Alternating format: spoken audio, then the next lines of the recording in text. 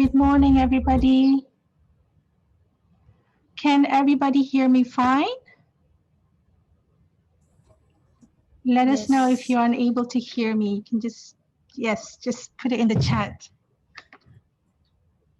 Great, brilliant. Okay, how's everybody this morning? Okay. I would like to welcome on behalf of SieQA committee all of you to SieQA 2021, which carries the theme Higher Education as Enterprise Embedding Quality Assurance Culture. Before we get on to today, let me just introduce myself and welcome some guests to the session today. A special welcome to our guests from the Malaysian Qualifications Agency and the Ministry of Higher Education Malaysia. Also a warm welcome to our overseas colleagues who are participating in today's session. Welcome everybody and thank you for participating. Let me just introduce myself. My name is Iza Isa. I will be your moderator for today's session. I am substituting Mr. Daniel, who was scheduled to moderate today's session. Unfortunately, he has had a family emergency and is not able to be with us today. So our prayers and thoughts are with him and his family and hope everything is well with him. Before we start the session today, I'd like to go through some housekeeping rules. I don't intend to read most of these, but you can see on the slides in front of you of some of the rules that we hope that everybody simple rules that people can hopefully follow. One of it is about punctuality on the time, and so that we can maintain to the agenda and stick with the time frame that we have given. Of course, during this session, we hope that you are able to switch off your video camera to not disrupt too much or we should not be having some issue connections. And also during the Q&A session, we hope that you're able to introduce yourself before you ask your questions. Yes. So just to let you know, for those who are using your mobile, some of the Zoom functions may not be available to you. So we encourage you to switch to a desktop or laptop. Okay. But you can still follow the session using your mobile. It's just that some function might not be available to you. And yes, kindly ensure you have your selected speaker view to display the video. Okay. So let me just go through. So today we are attending track B of the Power Workshop for SieQA 2021, which carries the theme Effective and Efficient Delivery System with Integrity. The sessions presented under this theme focuses on how integrity and quality of educational delivery and experience can be maintained during this era of virtual teaching and learning. So 2 topics will be discussed under this theme. One of them is synchronous versus asynchronous online distance learning, okay, which will be presented by Dr. Fariza Khalid. You'll see her on the screen, okay. And also alternative assessment, which will be presented by Associate Professor Dr. Aisha Abubakar later at 2 p.m. Okay. I have been informed that track B has the largest number of participants. So I can see how the topics presented under this track is of great relevance and importance to all of you. And as mentioned, you are you are able to post questions throughout the session in the chat, or you can verbally ask the speakers later during the Q&A and discussion sessions after they are done, after the presenters are done with their presentation. And also just a reminder, if you do want to post a question in the chat, please state your name and organization and question you would like to ask. We shall do our best to address as many questions as we can during the discussion and Q&A sessions later. Okay. All right. Okay. So I've introduced myself. I'll go on to introducing our esteemed speakers for today. We'll start with the first session of the day. I'd like to extend my warm welcome to Dr. Fariza Khalid, who is a senior lecturer at the Faculty of Education, University Kebangsaan Malaysia, or our National University of Malaysia. She is also currently holding a post of Deputy Director of the Center of Education extension, where she oversees the open distance learning program for her university. She's an expert in instruction technology, and she is deeply passionate about the potential of integrating emerging technologies into teaching and learning. So this has led her to conduct numerous research in the area of instructional design, augmented reality, cybersecurity, and digital citizenship. So without further ado, I shall pass over to Dr. Fariza Khalid, who will share her expertise on synchronous versus asynchronous online distance learning. So welcome, Dr. Fariza. Please proceed.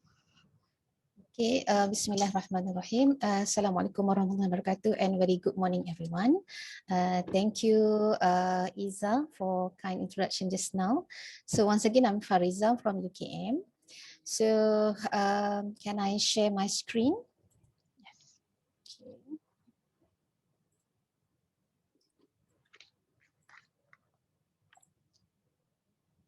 All right. So is everybody okay? Are you all right? Okay, yeah.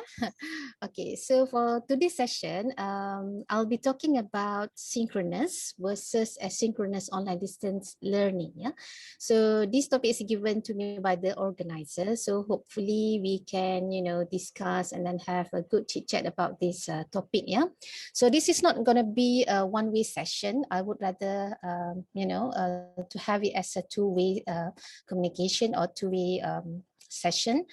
But before we start, these are also two objectives given to me by the organizer. So make sure at the end of this session, all of you will gain some insights on, the advantages as well as the disadvantages of synchronous and asynchronous learning, inshallah.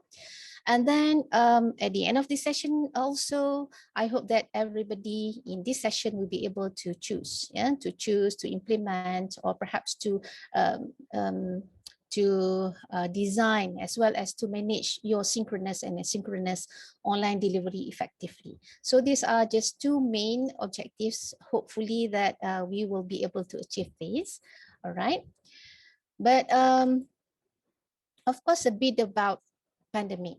So I think going online is actually part of the consequences that we experience because of the pandemic, right? So if you could still remember when the pandemic started to strike in last year, I think. So this is actually some of the memories or some of the news that we read somewhere in last year. For example, in April 8, 2020, we know that universities and other tertiary education institutions are closed in 175 countries and communities.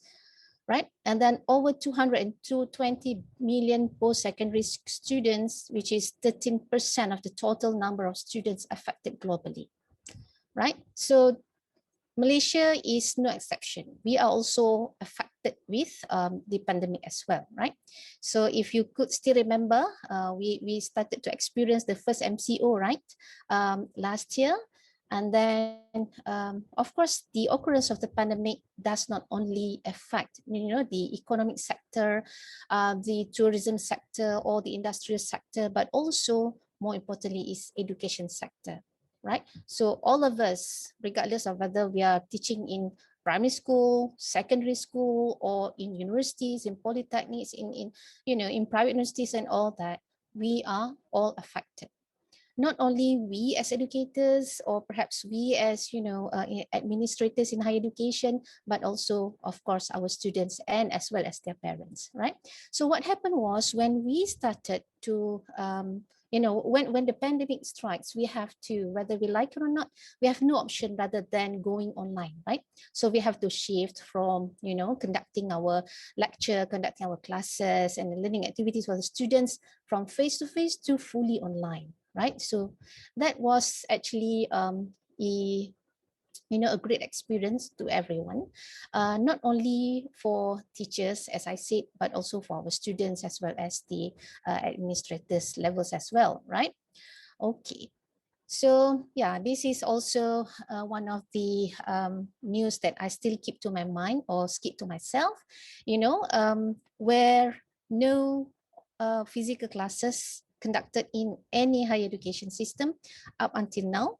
So And then these are actually, if I could share some of the required skills that everybody has to have in order for us to be able to effectively conduct and distance learning. Yeah, so this might not be a comprehensive model, but at least it goes, or it explains four main aspects that if you talk about educators or teachers or lecturers, these are the main four domains that we have to adhere, or we have to have. Yeah, the first one is about learning material development. We know that when we go online, we have to have lots and lots of learning materials that we can provide to our students in order for us to help them to learn more effectively, right? And then learning material development may be also related to learning material selection. And we might not want to create original resources by ourselves, but we may want to also go for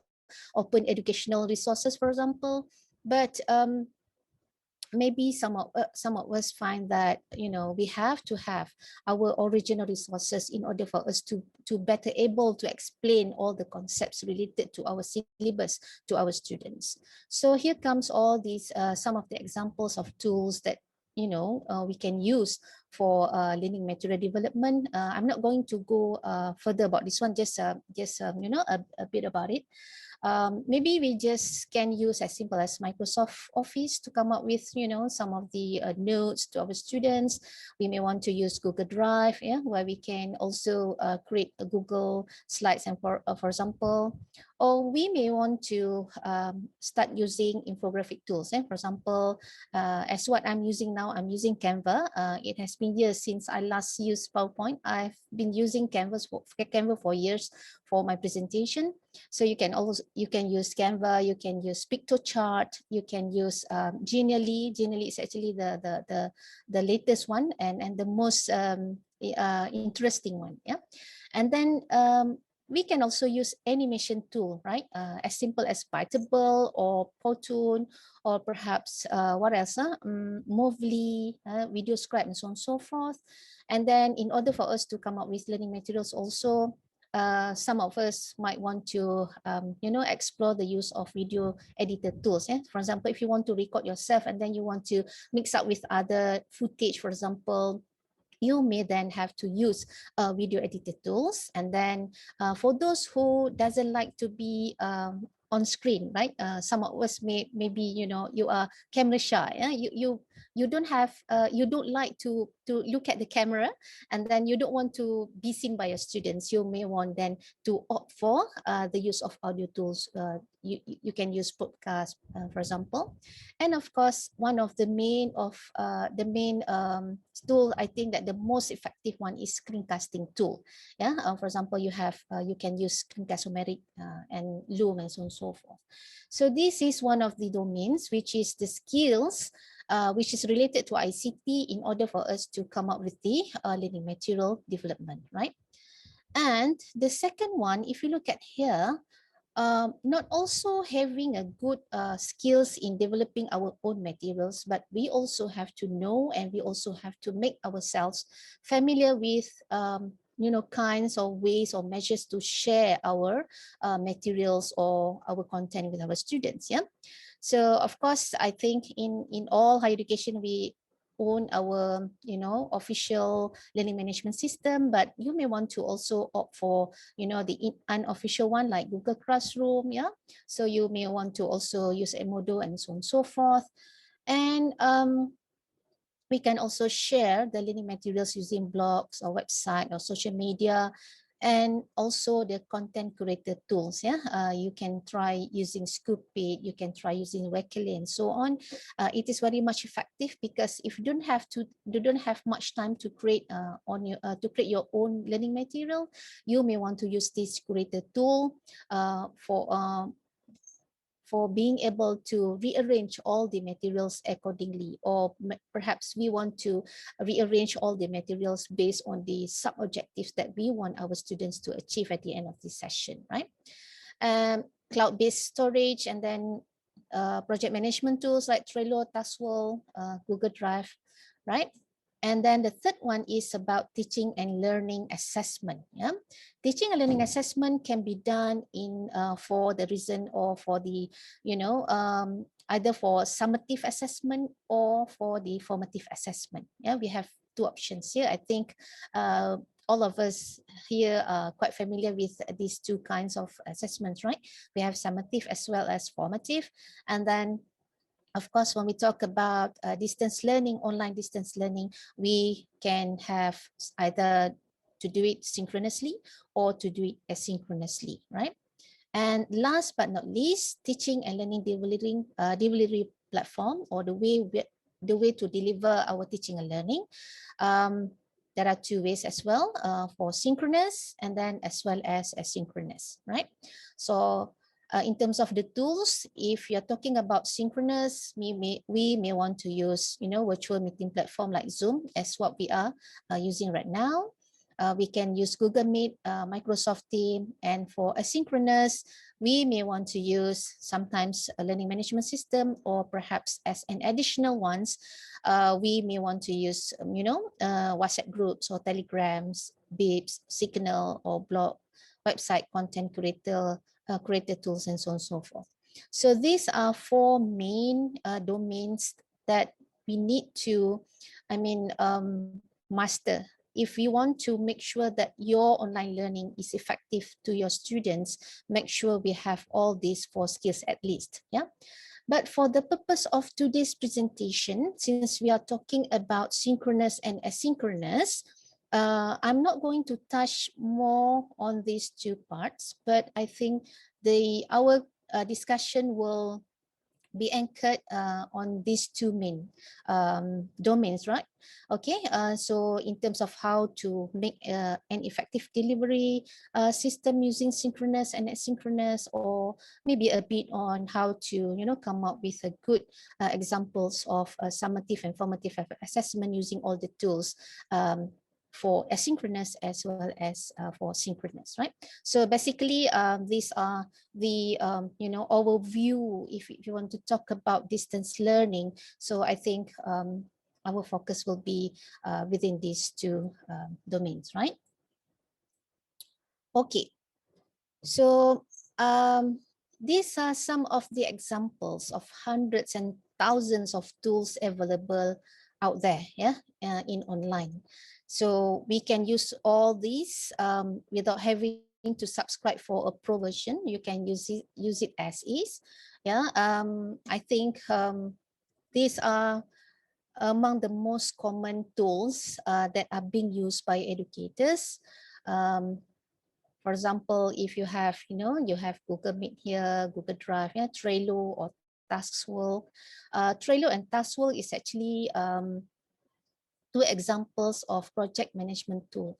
I use Trello a lot with my students, not only for supervision. I use this mainly for supervision, but I also use Trello to manage the projects or assignments with my students. Yeah, so using Trello, you can actually divide your groups, and then you can actually come up with the cards, means the to-do list. Then you can also put the due dates there, and then once the due date is overdue, then there will be indicator there to alert us that we haven't achieved the the expected outcome when we put the due dates, for example. So you can also add your students, and then you can get a notification sent to your mobile apps. Once you install the mobile apps of Trello, then you will see on the go what is happening in your Trello cards with your students. So you can also give feedbacks and reflections, and then have chit chat with your students inside this application. So I would recommend using this one for project management, and then supervision of students. So we have Dropbox here. We have and then we have, this is a Weebly and WordPress. Weebly is actually one of the a website provider that you may want to use to come up with the platform to share your learning materials, for example, and then to have feedbacks from students. This is particularly when we talk about asynchronous interaction with our students. So this is a classic website provider, which is WordPress, but I think many still, still love to use WordPress, but I myself have used Weebly a lot. And then this is what we call as Flipgrid. Flipgrid is actually an application where we can ask our students to come up with their own reflections. This is actually a video-based application where students or whoever want to share their reflections or perhaps insights, or maybe they want to, explain things in their own words, but they want to also put their videos inside. So the best option is actually to have Flipgrid. Yeah? And this is, I think, this is the most used one, and I'll be using this as well in this session. This is Padlet, yeah, a very user-friendly tools where you can always get information, or you can always get insights from your students, yeah, and you don't have to ask them to put their names, because being anonymous would give them more leeways and then more freedom to talk or to express whatever they are thinking, right? So you can also use that. And we have also UTeach. Yeah, UTeach is actually, if you are aware or if you have used today's Meet, UTeach is very much similar to today's Meet. And in UTeach, you can, for example, in a hall with lots of students, then you want to ask, or you want to understand or gain insights of what actually students had learned about this certain topic. Then you can give them the link to UTeach, and then let them share, or whatever background or whatever conception about the topic in UTeach, and then you can download all the question as a transcript for your reference later, right? Then this is Loom and Screencast-O-Matic. These are two examples of the screencasting tool that you or educators can use a lot in order for us to come up with our own, teaching videos. If, for example, you have PowerPoint slides or you have Canvas slides, but you at the same time you want to give explanation to our students, right? And then you want to cater for students who are not able to attend the synchronous session, then you can record all your explanation using these two tools, and then come up with a video, and then you compress it, and then you send it to your students via WhatsApp and so on, right? So this is Filmora. Filmora is actually a video editor. I use this a lot. I'm in love with Filmora because it is very much easy to use. But you have to subscribe, because if you're using a free ones, then you will have a big watermark Filmora on top of your video. So you don't want that to to happen to your video.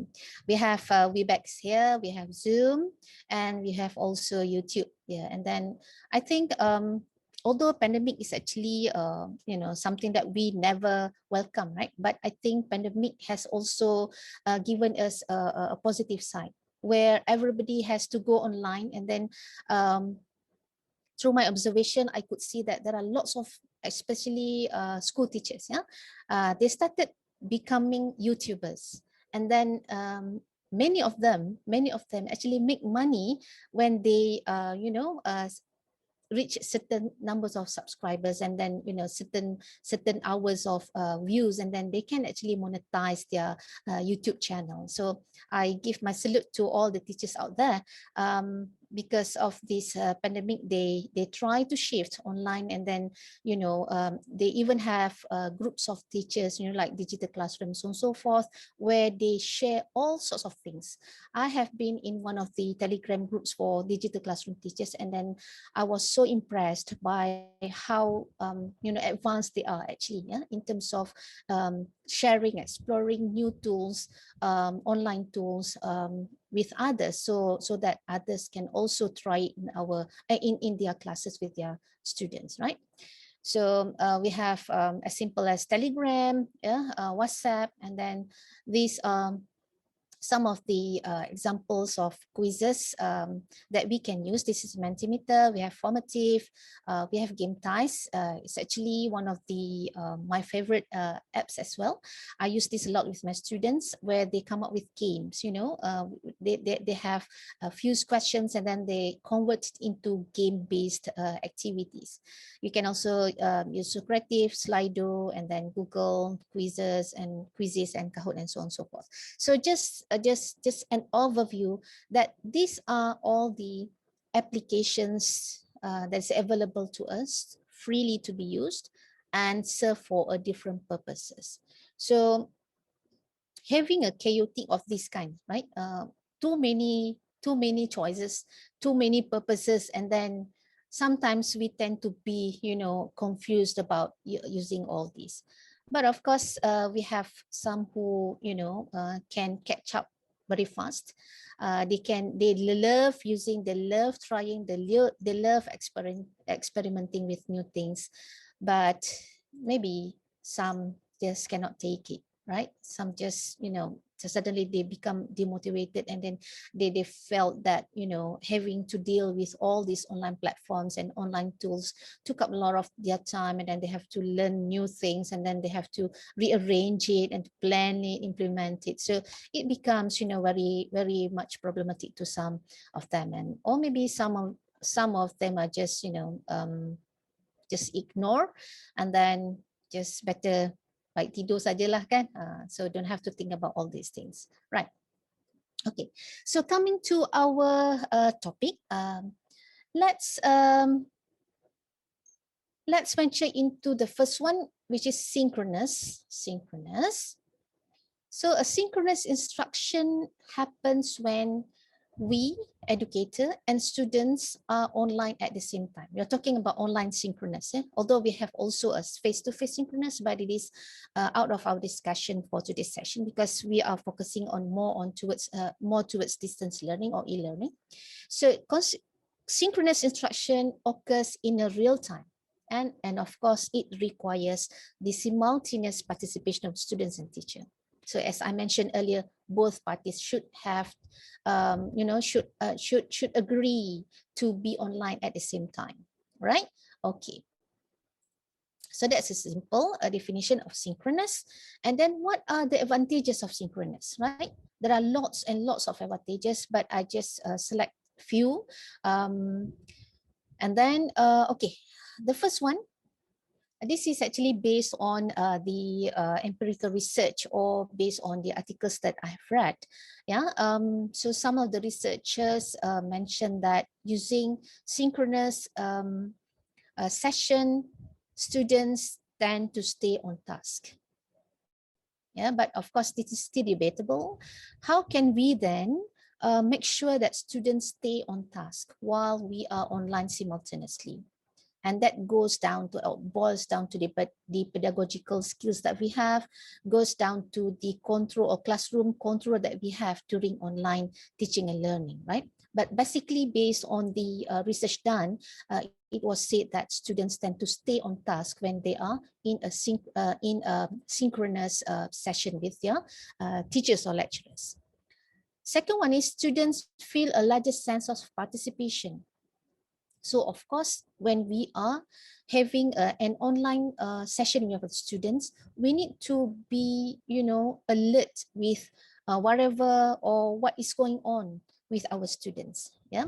For example, if I with my students, for example, in my tutorial class, I have not many students. It's just about 25 or 26 students for educational technology class for undergraduate, for example. Most of them will never turn on their video, right? Their webcam. So you don't have any idea of what is going on their end. I mean, are they listening to you, or are they going somewhere else, or are they, you know, surfing their Facebook, for example, or listening to something else?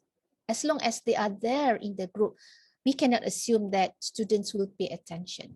But of course, we have to tips and tricks on how to, to measure whether students are, giving their attention to you or not, right? So, but based on past research, it was also found that students will feel a larger sense of participation when they take part in, online discussion that is done synchronously. And of course, involvement in synchronous interaction can help students develop communication skills, because they have to, express their feelings, express their opinions effectively in order for others to understand what they're trying to say. So indirectly, when we involve our students in this kind of, in this kind of synchronous interaction, you can see, different kinds of communication skills demonstrated by our students. But if we can prompt our students, we can actually probe them and then scaffold them with some of the questions that leads them to better able to express their opinions, then I think that will be much achievable, inshallah.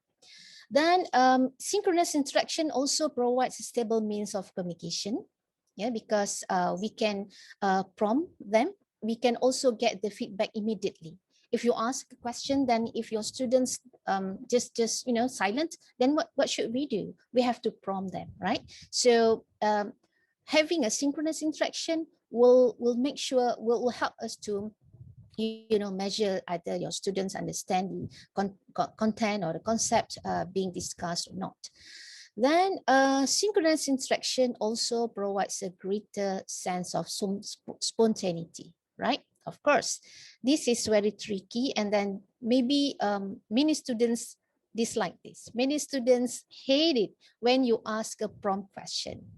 But remember, if you want to ask question, don't say the name first. But post your question first. Okay, give out your question. Let everybody hear the question first, and then only you pick up the name of your students. Pick the name of your students. Don't say like, Ali, I have a question for you. Then what happened to others? Other students then, lega, right? Okay, this is for Ali. Then we don't have to listen. We don't have to think about that. So some of the tick and trips, right? And then what are the advantages of synchronous? Synchronous learning can create greater feelings of community and lessen feelings of isolation. This is very much important when we talk about distance learning. Particularly when we talk about, we go more deeper into online distance learning, where students are isolated, students scattered all over the country or all over the world. They have not seen the lecturers face to face. They have not seen their peers or friends face to face. So they have to, struggle alone. They have to, depends on their ability to construct their own learning on themselves, right? But of course, in ODL or open distance learning, apart from giving students all the learning materials that are arranged systematically for them to, explore using the experiential learning or self-learning, it is also important for us to, once in a while, have the synchronous learning. Or synchronous, that means we want our students to gather at the same time with us, and then at that certain kind of occasion, we will be able to, ask any questions, or we give them any opportunity to, clarify things that they are not sure of. That will be, some kind of very relief session for students, because I know that lots of our students, they have different interpretation when they are learning on learning alone. They have certain kind of conception, and then sometimes they don't know whether the conception or the construction of knowledge that they have constructed is correct or not. So having a synchronous session, of course, will help to lessen the feelings of isolation. And of course, when they know each other, at least they know who is who in the group, and then they can have, some kind of interaction synchronously. Of course, that will help our students to develop a sense of community.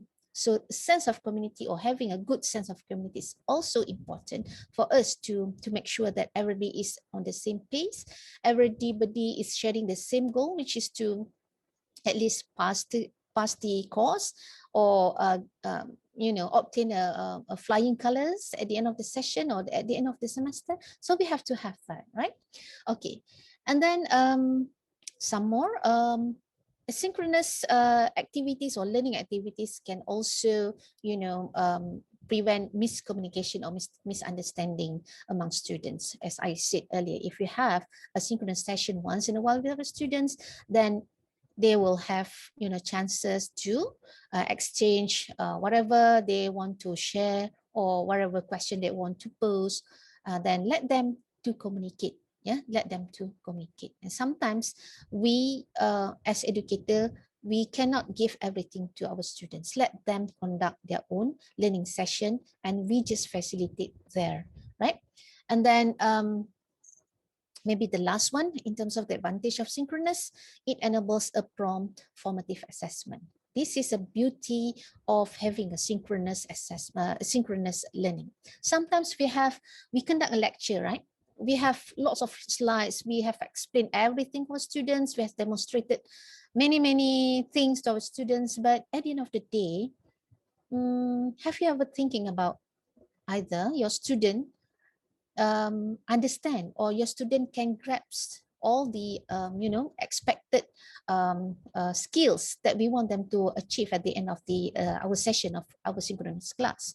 So having a synchronous session enables us to conduct a prompt formative assessment, right? So either you want to have a Kahoot session, yeah, you want to use Mentimeter, you want to use Pool Everywhere, or you may want to use as simple as Padlet to just test whether the session or the discussion that has been taken place helps students to achieve something. And of course, having a formative assessment is very much important. In fact, it is a must activity that we should do at the end of every session that we have with our students, not only to for us to measure either students get the things or achieve the objectives that we have stated, but more importantly is that we want to learn about ourselves and the quality of our teaching as well, right? So that is about synchronous. Okay, we have talked so much about advantages of synchronous, but of course there are also a backside of it. These are some of the disadvantages of synchronous. Of course, it is strictly technology based. We are talking about online, then it means that everybody should have internet connection, right? What happens if you have students who are orang asli or Aboriginal students? I have few students. I experienced it myself. I have two students that are orang asli student, and then one of the assessment that I gave to my students in my innovation in teaching and learning is actually to they have to come up with an e-portfolio. This e-portfolio has to be developed using any of website provider. But in this case, all the students choose to use Weebly as the platform for them to create or to develop their own e-portfolio. So in that e-portfolio, they have to demonstrate or they have to put all the learning experiences that they have undergone throughout this semester. They have to write down the reflections based on the weekly activities that they had with their friends and lecturer. And they also have to come up with the one educational website, because my students are actually teachers to be, right, in-service teachers. So I want them to simulate themselves and then try to think about you are a teacher, and then what are the things or what would be the best topic that you want to share with your audiences, right? So they have to choose based on their specialization. We have TESOL students, we have sports and education students, as well as special education students. So depending on what program they come from, they have to choose, a niche or certain topic or certain subject that they want to highlight in their educational block. And then what happened was when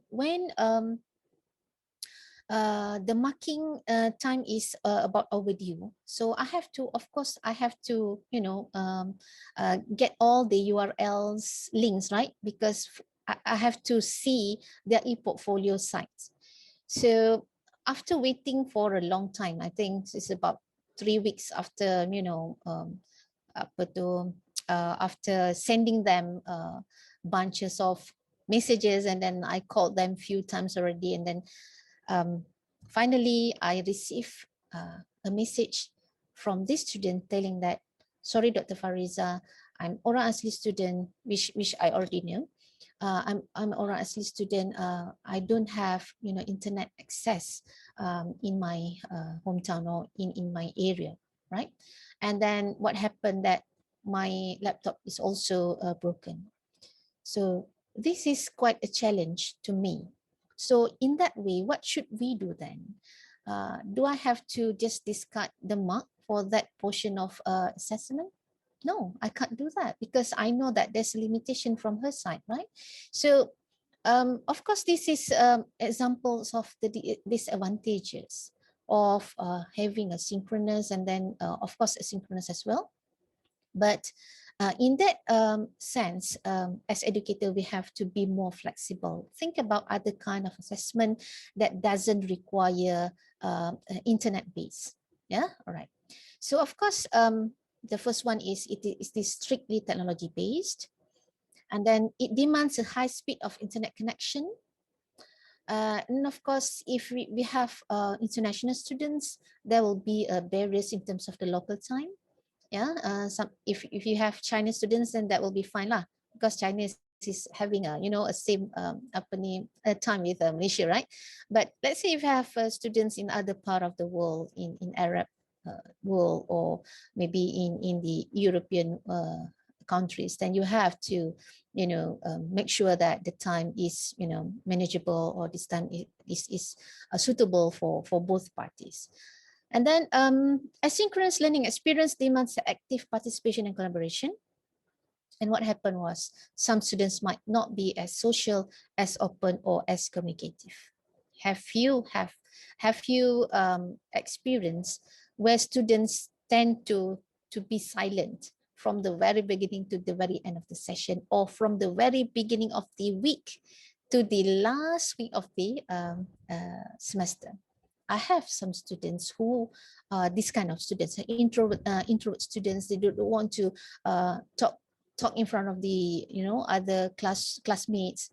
So of course, if you want to impose active collaboration or active interaction with students using synchronous, we have to cater for those group of people or group of students who are naturally not used to. They tend to become a camera shy. They don't want to expose themselves, and they don't want even to share what is happening in their minds. They don't want to share their opinions. Yeah, all right.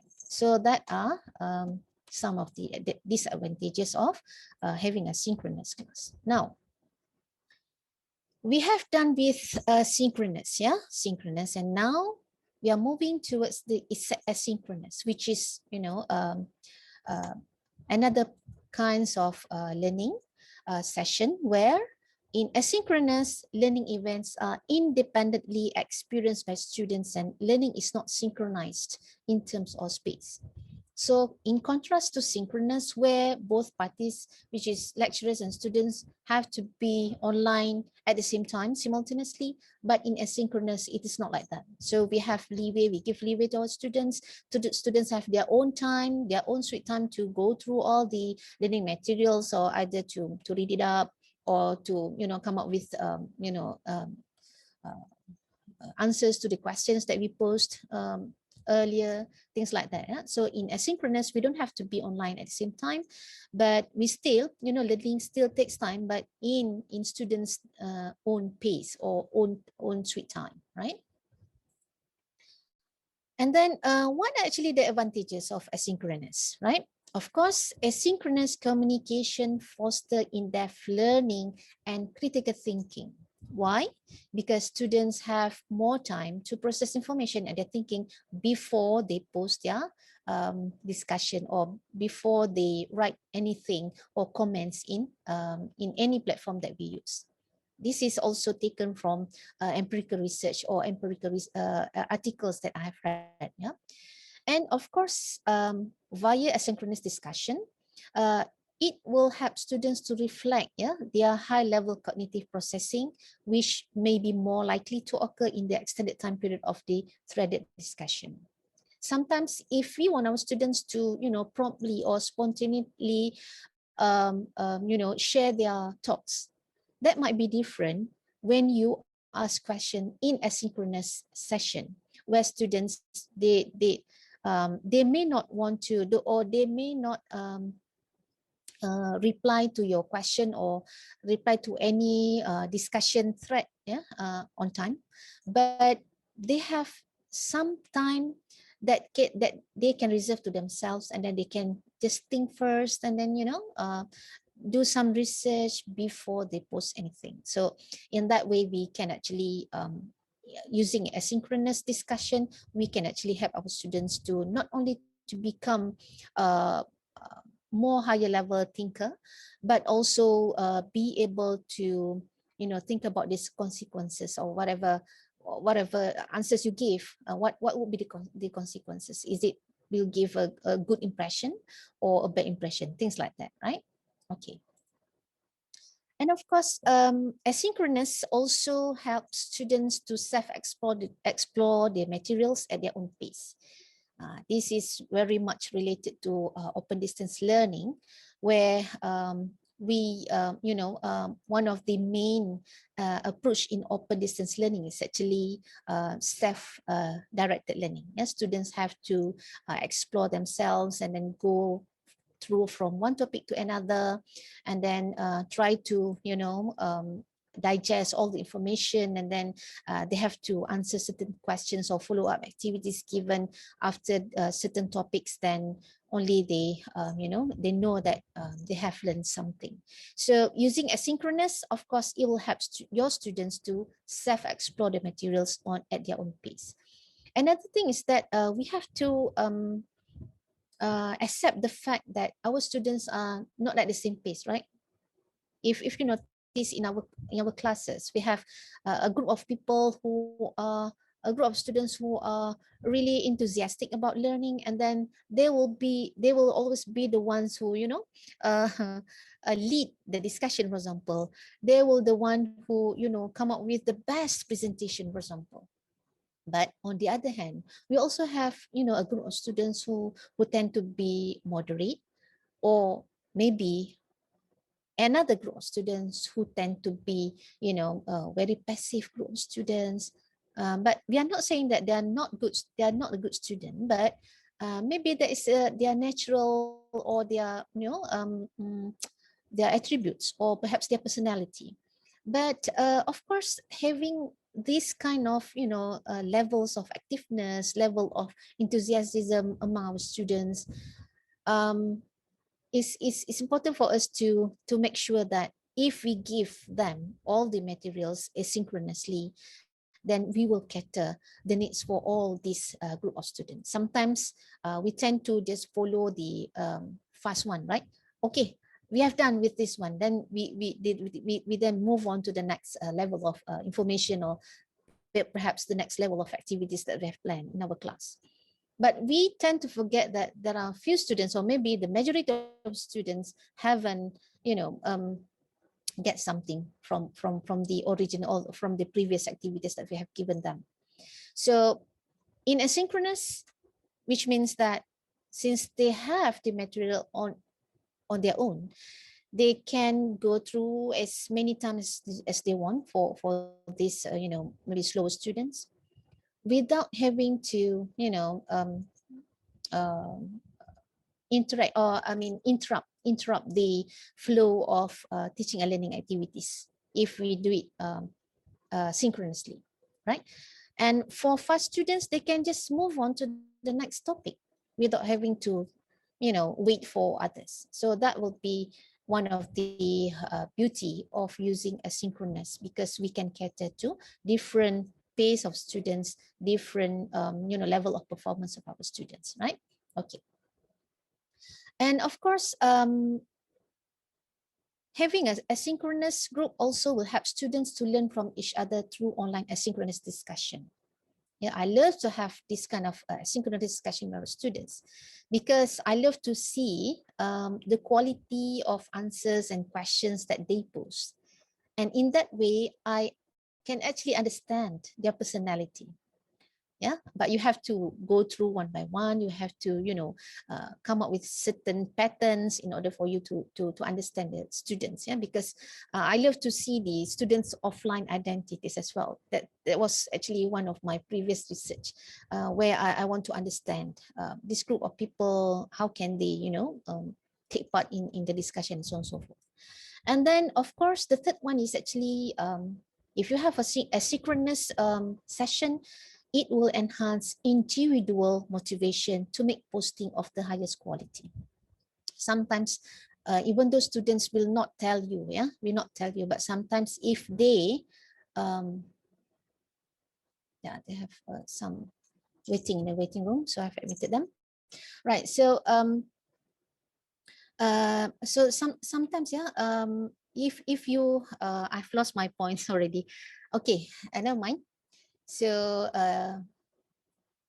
okay, so the last the third one is actually using a synchronous session. It will help our students to enhance the motivation to make posting of the highest quality. Sometimes, students they don't tell us, but we know that they want to be seen as the best. Yeah, they want to give their best in any postings that we post. They want them to for us to see that their answers has an outstanding one. Yeah, so of course in asynchronous, students will somehow try to give their best. So this is the quality that we need from our students, right? In contrast, if we have a spontaneous activities like in synchronous, students may not have time to think about whatever they want to share. And then, but of course,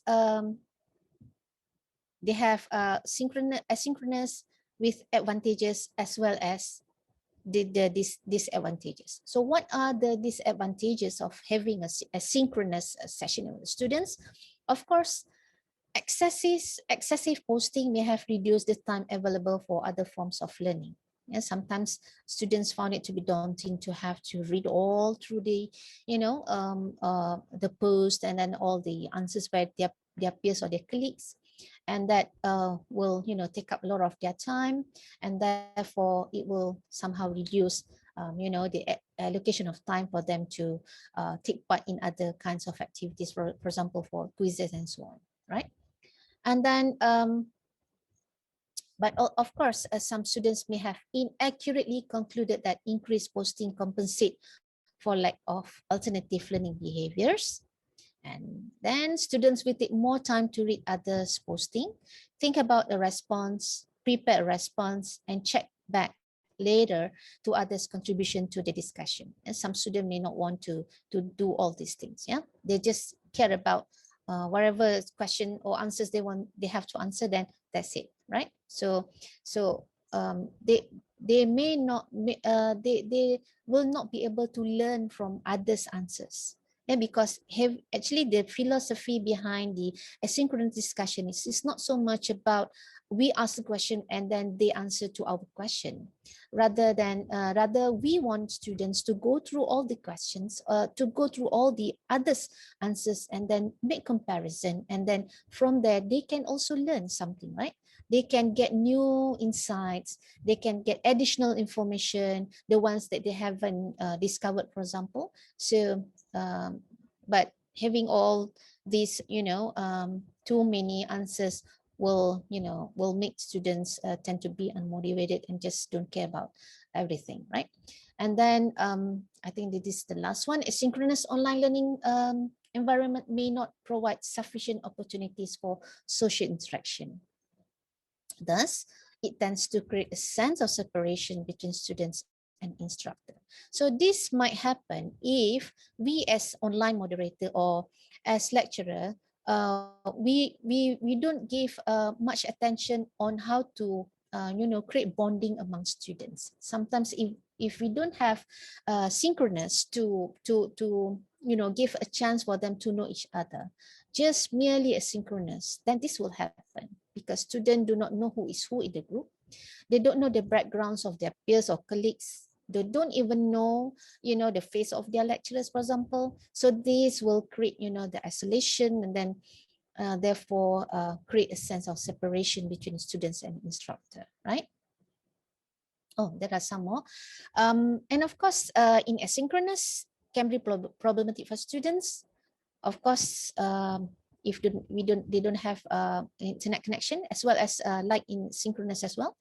If they don't have if they don't have the access to internet, how can they then read up all the learning materials, go through the the discussion and all that.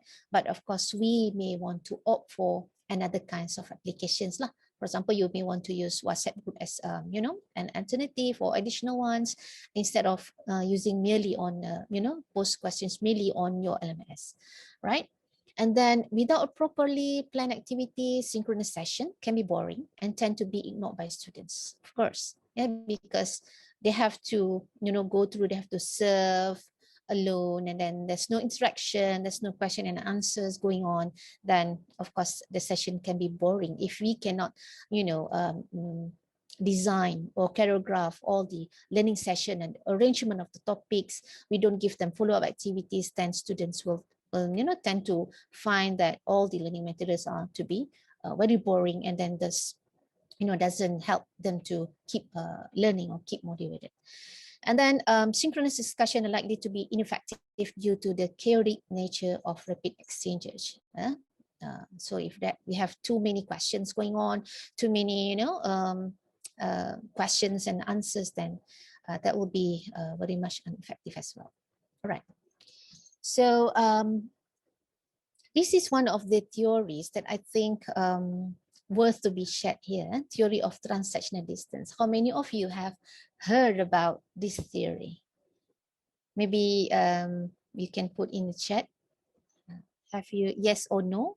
The theory of transactional distance.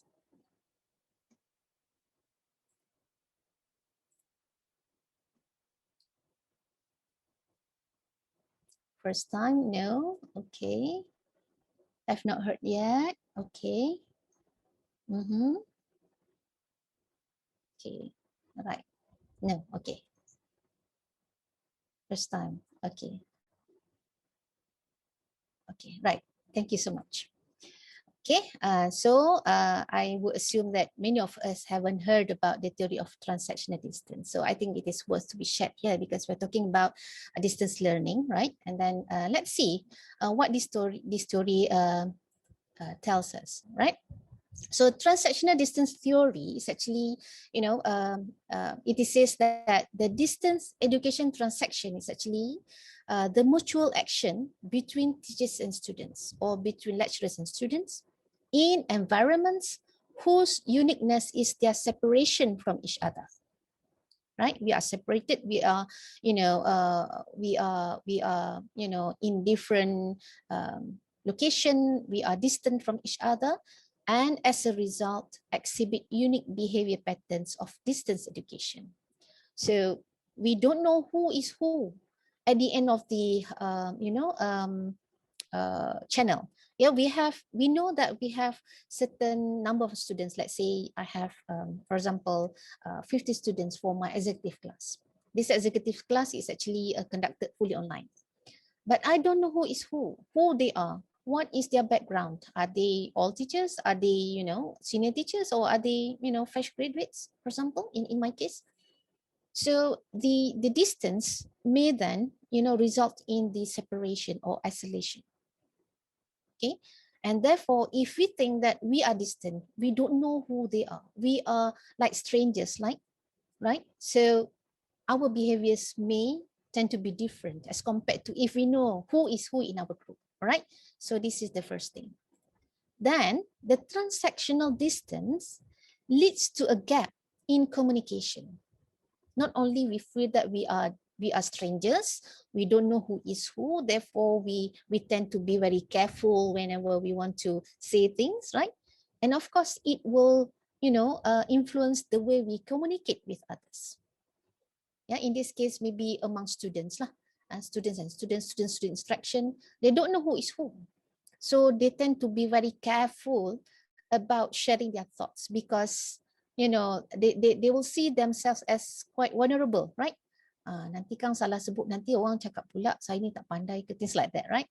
So then it may lead to misconception between teachers and students. And sometimes whenever your students tend to, you know, suppress themselves, you know, preserve themselves, we as educators, we also having a problem, because we don't know how much our students appreciate the relationship, how much our students have already, you know, master or obtain the knowledge or skills that we wanted them to achieve. So of course that having a transactional distance will lead to lots of problems, right? So the transactional distance therefore influences the teacher's teaching behaviors and the students' learning behaviors. This is something that we don't welcome in our class, right? You don't know your students, you feel that you are quite distant from your students, and then the students are also, who is Dr. Fariza? Is she a garang person? Is she a tolerate one? You know, kinds of, you know, uncertainty or pre-assumption, you know, assumption will lead to a disaster in terms of communication. So we know that in synchronous or asynchronous teaching and learning, communication is a key, isn't it? Is a key. Okay, what else? So the theory assumes that the transactional distance is a pedagogic phenomenon. It's a pedagogic phenomenon, right? That is, geographical distance causes a gap in the student's understanding and perception of the teaching. This is very dangerous, right? Which usually does not occur in classical teaching. Okay, right.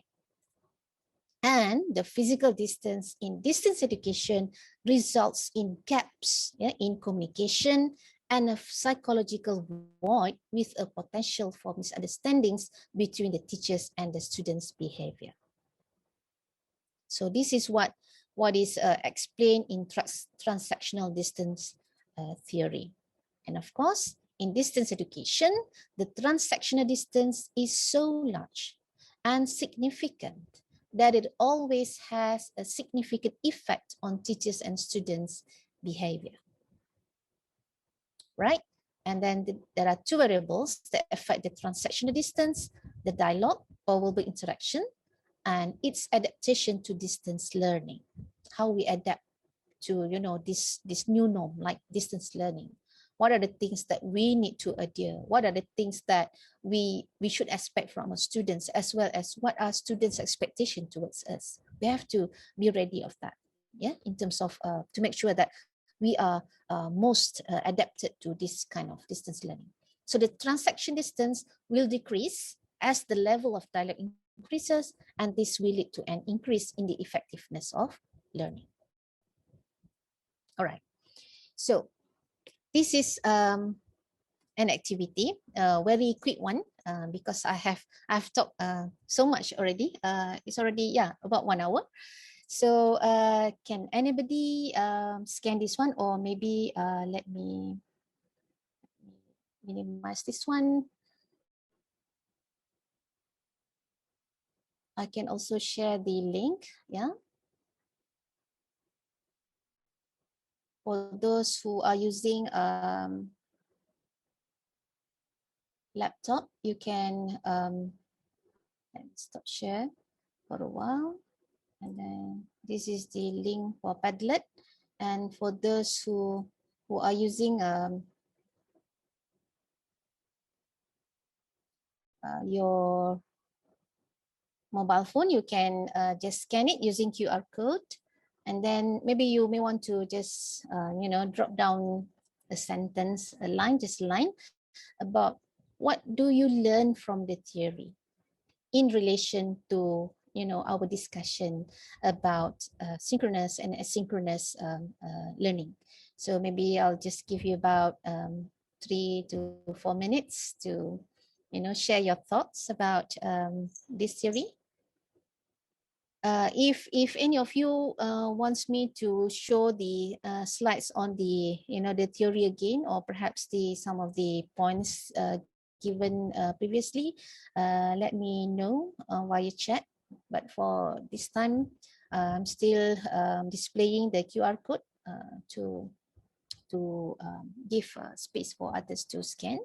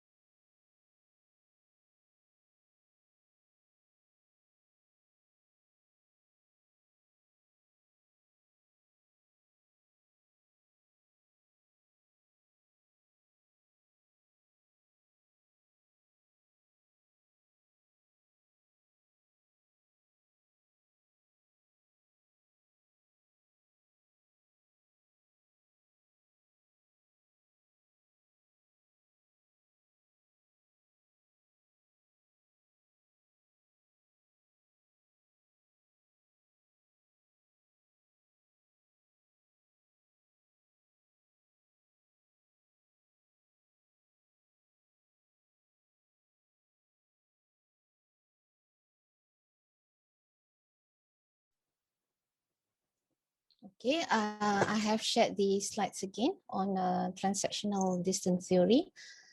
I don't know which slide is useful to you, but I just go through slowly.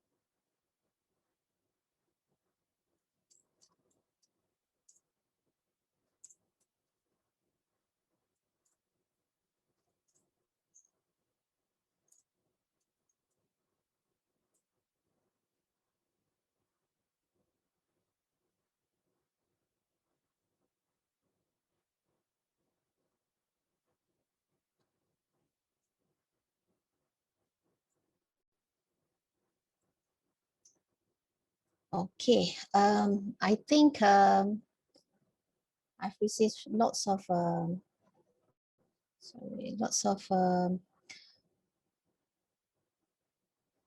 responses already.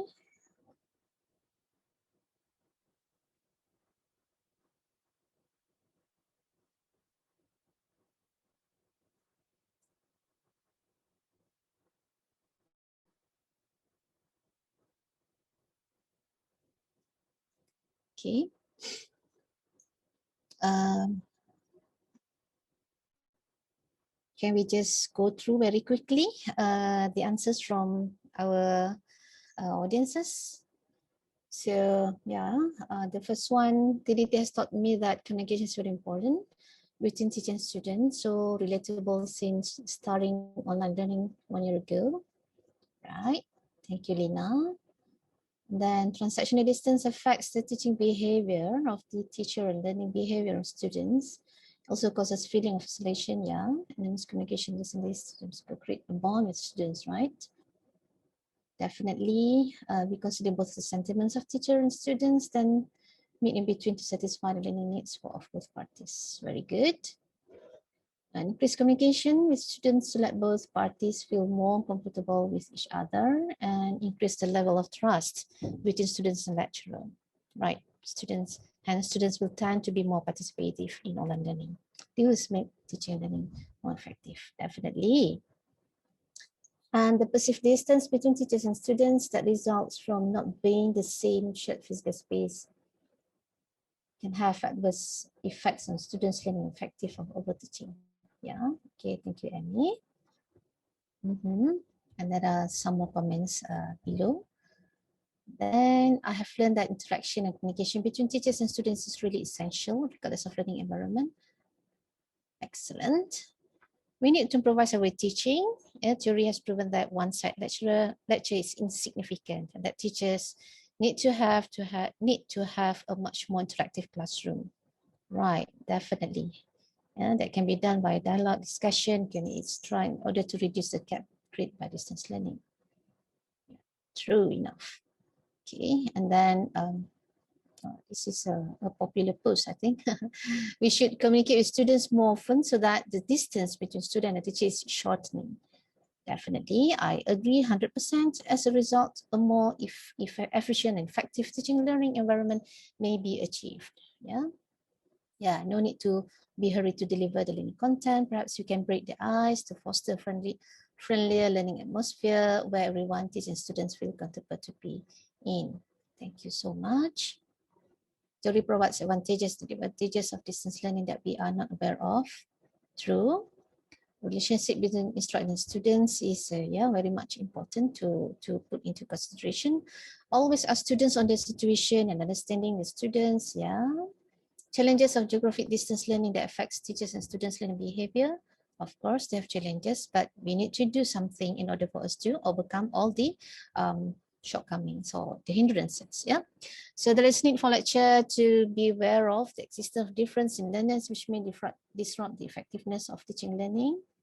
True enough. Requires balance between synchronous and asynchronous. Yes, it is. And how many instructions breach the distance? This is very abstract question, right? So we only know when we do it with our students and we measure it. Then we only understand how much it is, needed to breach the distance. Then need extra care planning in our teaching and learning. We plan of teaching learning strategy to engage student with the content thought. True enough. And then we'll create a gap of communication regardless it is synchronous or asynchronous. Therefore, formative assessment is becoming more important. Thank you, Denise. And then one implication I think that we should do our best to minimize uncertainties of our students. Yes, definitely. Be as explicit and as clear in course guides, welcome emails, messages, and assessment guides. This is examples of a good teacher. Again, to be more inclusive in our teaching and material design, thank you. Need to have two-way communication with students. Of course, the gap between lecture and students from e-learning is actually one of the issues, right? We have to make sure that we know what to do. So a gap in communication influences teachers' teaching behavior and students' learning behavior. Yes, definitely. And gap between teaching and learning of students in an online setup. Important to maintain two-way communication even during asynchronous teaching. Betul. Then uncertainty among students due to the unfamiliarity need to be addressed to ensure effectiveness of distance learning. Yes, planning is important. Betul. And after this, we have another subsection on instruction and design on how to plan a good synchronous and asynchronous session. Okay.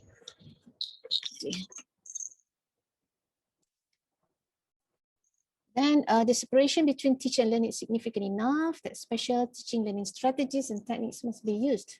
Yes, to engage students, increase interaction between students, teachers, and between peers. I definitely agree. I've been involved in ODL courses for adults, and so far all have been participating actively, but for undergraduate students, it's more difficult. I always need to encourage students to share their thoughts. Yeah. I think that this is a prominent point as well. We talk about ODL, and then of course, you know, the categories of students that we have, right? We have undergraduate students, we have postgraduate students. And I think ODL is very much, you know, suitable or maybe achievable or likable by adult learners because they like to have, you know, this kind of, freedom and then more flexible way of learning. Whereas for undergraduate students, they need certain instructions. So we have to always prepare the clear instruction with our undergraduate students in order for them to get going, isn't it? Thank you so much. Okay, is it Lina also, or is Lina referring, commenting to this one? Thank you so much anyway. And it helps provide new insights into advantages and disadvantages.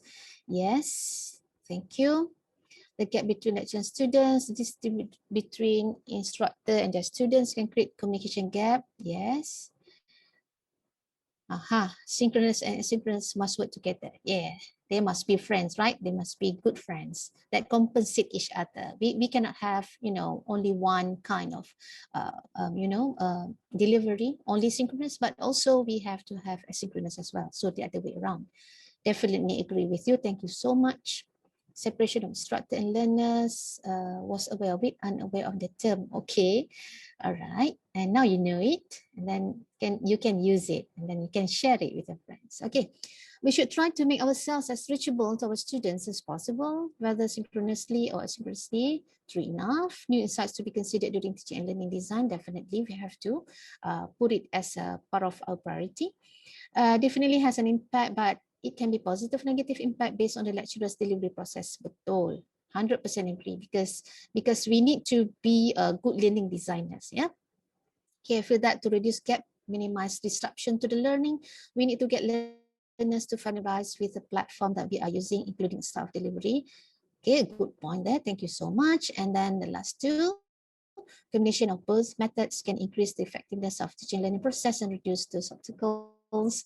Thank you so much, Dr. Su. And then last but not least, distance learning need to be prepared for both sides. Okay, excellent. Thank you so much. Right. So so far we have explained, or we have talk about the advantages and disadvantages of synchronous and asynchronous. And then we also learn about the new theory, transactional distance theory. And you have also shared your insights on what you learned from this theory and the whole, presentation previously. And then maybe I'm not sure whether you agree or not. I think maybe you may want to have a break for maybe take 5 minutes. Is that okay? Just give me your answers in the chat. Do you think that you need quick quick rest for about 5 minutes? Get your coffee or your tea. Is that okay? Anything? Okay, all right, okay. So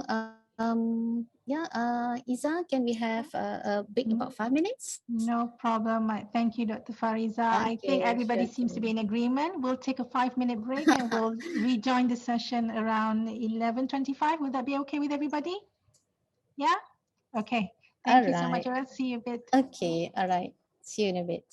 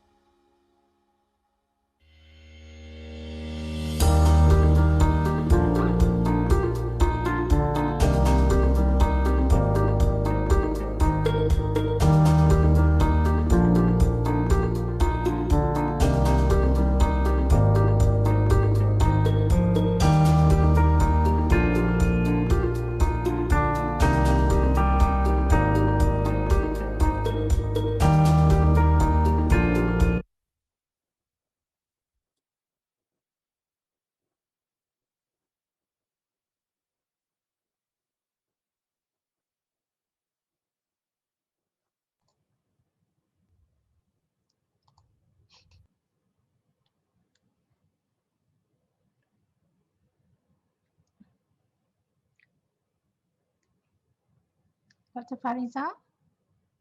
Yes, I'm here. All right. Okay. So are we ready to start? Is everybody okay to start? With that, I'll allow Dr. Fariza to continue her session. All right, Okay. perfect. Thank you, everybody.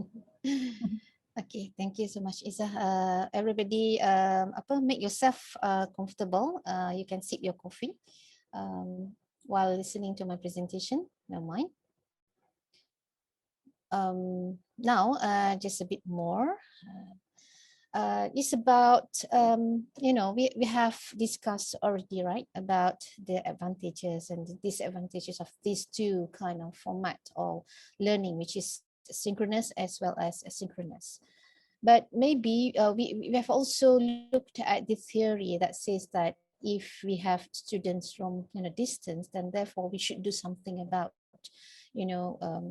getting them to become more fond about us, to have a greater bonding with our students, so that if we can um, create a better quality of communication, and therefore the distance or the sense of isolation will decrease from time to time. And once the isolation is decreased, and then the sense of community is increased, and then inshallah we will achieve a better kinds of learning and acceptance, especially among our students. So this is one of the approaches that I would just want to share with you. It is about instructional design approach. When I sometimes when I went to give my talk about ID, some may think about interior design, yeah, interior design. So whereas it is actually instructional design, yeah, it's instructional design approach. It is an approach that is widely used in education. So I'm not saying education meaning that those who are in faculty of education alone, but we as educators, whoever in education line, we are should be labeling ourselves as instructional designer or learning designer. We need to have these skills, regardless of what discipline you come from, either you're from law, you're from architecture or medical, or perhaps Islamic studies and so on and so forth. I think once we are educators, we need to know this approach, right? Okay, so what is instructional design approach? But of course I'm not going to go in depth about this, just to touch a bit on the what this approach can help us in terms of our teaching and learning. Of course, what is instructional design, fellow friends? It is actually a process of solving instructional problem. Yeah, that's a keyword there.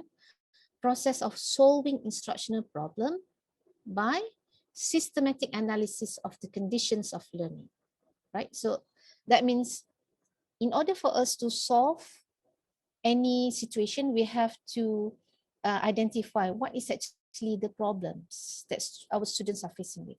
That's the first thing.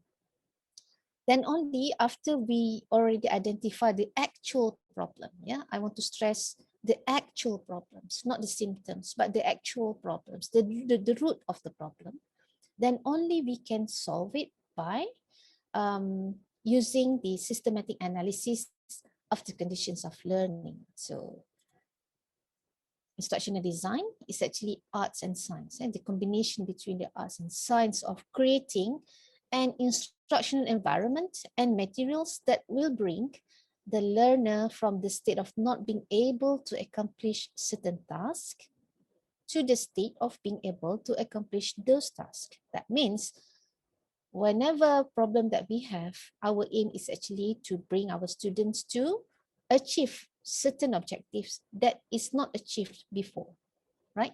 Okay, so instructional design is based on theoretical and practical research in the areas of cognition, educational psychology, and problem solving. So that means it is not merely on the learning theory itself, but it is actually the combination of other disciplines as well, yeah, cognition, education psychology, and of course the problem solving skills.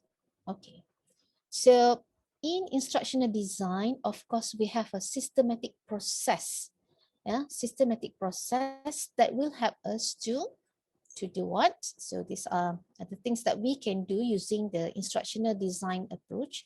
The first thing is we will be able to identify the performance problem. Yeah, uh, that's why it is very important for us to measure or to from time to time consistently um, perform a formative assessment with your students. Let's say if you have, this week you have a synchronous session with the students, and then for the other next 2 weeks, you don't have the synchronous, but you have asynchronous. And leaving them in a synchronous world, they have to explore themselves, right? They have to come up with their own construction of understanding. So what we can do is we can always measure them, their learning or their conception or the construction of whatever concept that we want them to obtain. Then we need to have a formative assessment, because if we don't have this set of data telling us the level of their performance, then we will never know what is actually their performance so far, what have they learned so far, whether what they have learned is at par or it is in line with whatever objectives that we have stated earlier. So of course, using instructional design or ID models or ID approach, we can identify the problem, the performance problem. We can also it can also help us to determine the goals and objectives that we want to achieve at the end of the session. For example, for those who are lecturers, right? I understand that most of us are lecturers here. Sometimes we have the pro forma, or in UKM we use as a pro forma. I think it's about the outline of courses that we teach, right? So we have the CLO, we have the course learning outcome, right? So, but most of the time, sometimes we don't have or we don't state any specific goals or objectives for certain topics. We just have or we just map all the learning activities with the PLO alone. Yeah. But it is important as well for us to determine or to state what are the specific goals and the objectives for that specific learning activities, so that our students will know that, okay, at the end of the session, I know that I'll need to achieve this. If I don't achieve this, meaning that I have something missing throughout my learning activities. Okay, so and then ID approach also help you to define your learners and their needs. As mentioned in some of the comments earlier in Padlet, right? We need to understand our students. We need to, gain insights on what are their actual needs. Therefore, then only we can provide with what is the most suitable approach or learning activities that suit their needs. And therefore, at the end, we can help them to achieve certain goals. And of course, ID approach can help us to develop strategies to meet needs and goals. Yeah. And then we can also assess learning outcomes. And then using this approach also help us to evaluate if goals or the objectives and needs are met at the end of the session. So this is a very a simple diagram or simple figure to illustrate how can we perform the performance discrepancy. Okay, maybe when will we use this performance, or when will we create this analysis? Maybe from the very beginning or before we start our teaching and learning in the first week, or alternatively after we perform or we conducted any synchronous or asynchronous session with our students. The aim is that for us to be able to tap or to identify what is actually the gap between, we have on our left side here actual performance, which is what students actually perform, the level of their understanding, for example, the level of their ability to perform or to apply all the theories into action or into projects, for example. But on the other hand, on your right side, we have expected performance. So expected performance is actually all the objectives, or maybe we could refer to our CLO, course learning outcome, or maybe we may want to refer to certain specific objectives that I have mentioned earlier for a specific task, for example, right? So of course, it is important for you or for us to make sure that our students know at the very first place, they need to know what is expected from them. So let them know and then show them the objectives that we want them to achieve. So after you have these two sets of performance, the expected ones, which may come in rubrics as well, right? So for example, you have a certain task for students. Give them beforehand the rubrics of marking and the scores, so that they know that, oh, these are the areas that we need to take into consideration, and make sure we have all these, so in that way we will not only help our students to achieve better, but also help us to be more satisfied with our teaching, because we want them to, of course, get a better or a good mark, right? So, and in actual performance, whenever we conduct any formative assessment, for example, we have a quiz, or maybe through our observation, yeah. So we can then come up with this kind of data. So having these two sets of data, then we can only know what is actually the discrepancy or the gap, the jurang, the gap between what is expected and what is actual performance like. So having all these, and then this gap is actually the ones that we need to bridge. Yeah, we need to lessen the bridge. If the gap is this much, at the end we need to erase all the gaps and then make it closer, or perhaps to make sure that the gap is no longer there. So this is what we call as performance discrepancy, and that's why it is also important for us to become reflective as well. In whatever activity you done with your students, make sure you get their reflections. Yeah, ask them, maybe informally. Yeah, just like just now, you don't have to ask your students to put out their names. Yeah, because let them throw out anything. And then of course, when we want to come up with this kind of reflection, we should be open towards any positive or negative comments from our students, because we are also learning, right? We want to improve our teaching and learning because we want to help our students. So, and this is actually the simple activity or process that we should do. For example, we have input. We have certain intervention or planning that we want to, perform with our students. For example, for the next synchronous teaching, I want to start with quiz, for example.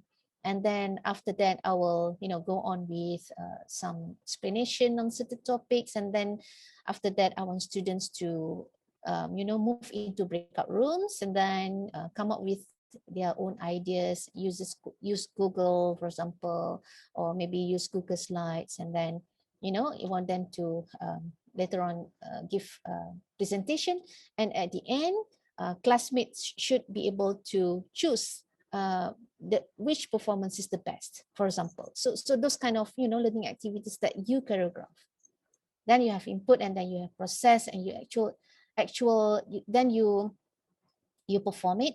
And then from the output, that means you have to have a formative assessment. You need to evaluate either whether the activities that you have choreographed earlier has given any impact on students' learning. Do they like it? Do they think that gathering into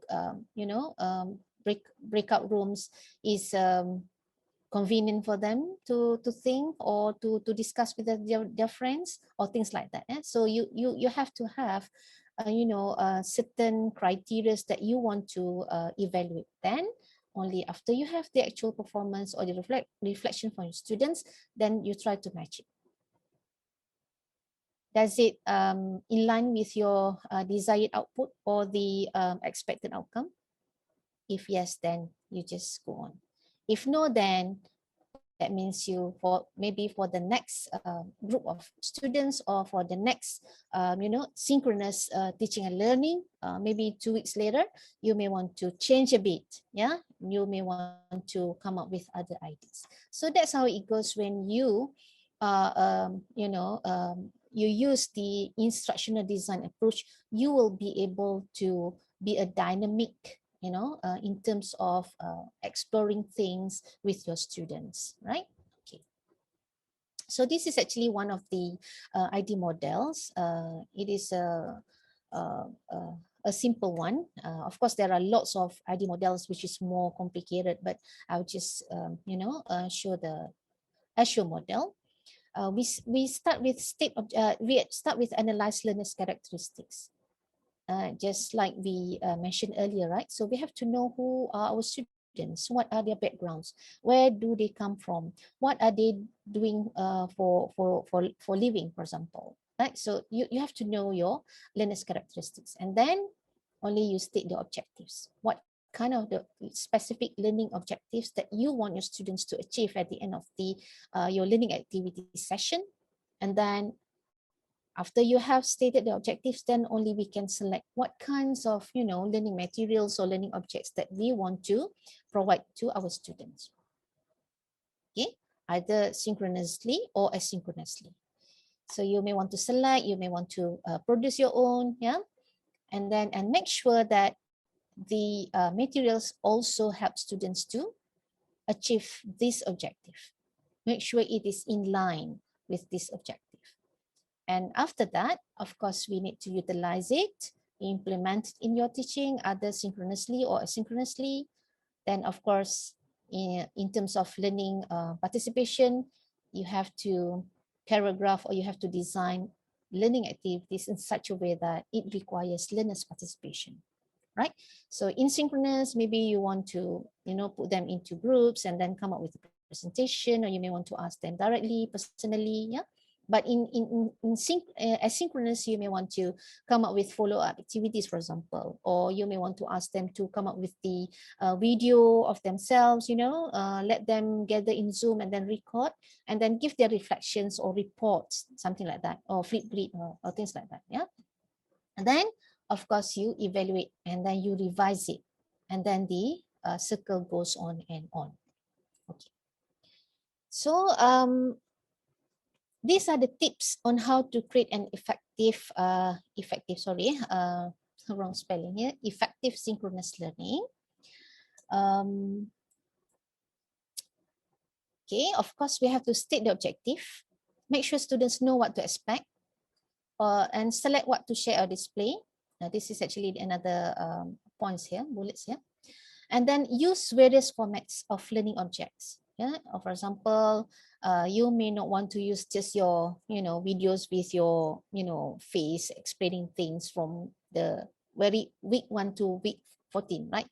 Make sure you use, diverse or different kinds of learning materials, so as not to, students will like it. If you have different kinds of formats of learning objects, then they will love it. And more importantly, because we know that students, our students are, may have different kind of learning styles. I think I have another one in the slide as well on work. We will come to that later. And then you can share a copy of learning materials so that students know where the lecturer is while moving through the presentation. And sometimes we have students who tend to get lost.